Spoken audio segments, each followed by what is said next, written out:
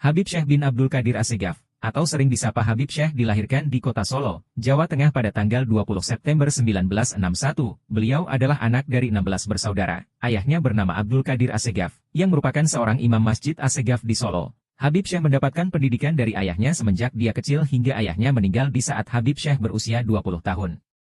Setelah ayahnya meninggal, Habib Syekh berguru yang diantara gurunya adalah pamannya sendiri yakni Habib Ahmad bin Abdurrahman Assegaf, dan kepada seorang ulama besar di Solo yakni Habib Anis bin Alwi Al-Habsyi yang merupakan cicit pengarang kitab Maulid Simtud Duror.